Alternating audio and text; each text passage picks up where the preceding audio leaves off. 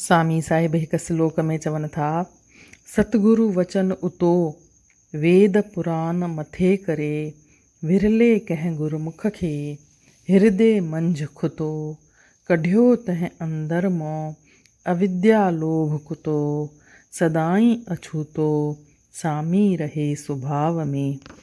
हाणे लफ़्ज़ी माना, सतगुरु वचन उतो वेद पुराण मथे करे, उतो माना चयो ऐं मथे करे भई जीअं मंथन करे, वेद ऐं पुराण ग्रंथनि जो मंथन करे सतगुरुअ हिकिड़ो वचन चयो, विरले कंहिं गुरमुख खे हृदय मंझ खुतो, ऐं उहो वचन विरले कंहिं गुरमुख जे मन में वञी तीर जियां खुपी पियो, कढियो तंहिं अंदर मों अविद्या लोभ कुतो, ऐं उन वचन जो अहिड़ो त असरु थियो जो गुरमुख पंहिंजे मन मां अविद्या या अज्ञान रूपी जेको लोभ रूपी कुतो आहे उन खे ॿाहिरि कढी छॾियो। सदाई अछूतो सामी रहे सुभाव में, ऐं तंहिं करे हू हमेशह लाइ निर्मल ऐं साफ़ सुभाव वारो थी करे रहण लॻो।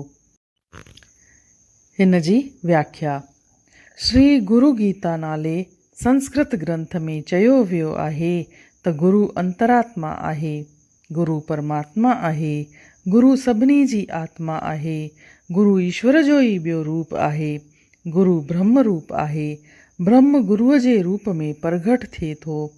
तंहिं करे गुरु भक्ति परमात्मा खे प्राप्त करण जो आख़िरीन साधन आहे।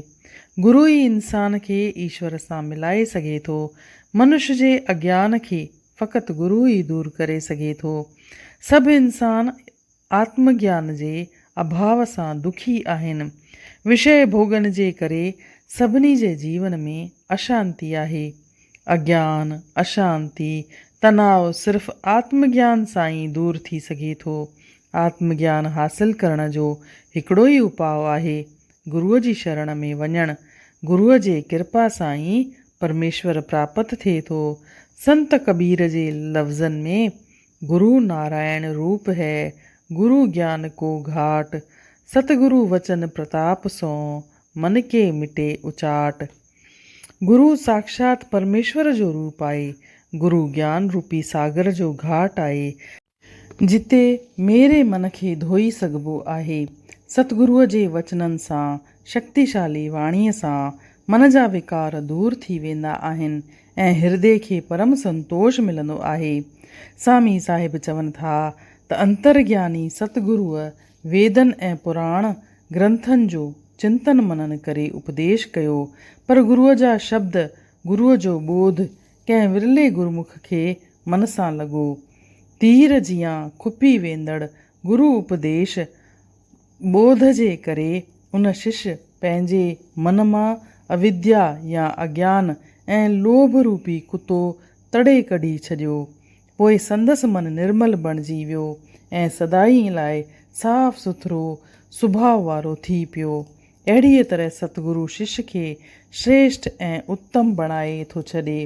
स्वामी विवेकानंद जे लफ़्ज़नि में, गुरु भक्ति आध्यात्मिक या रूहाणी विकास जो आधार आहे।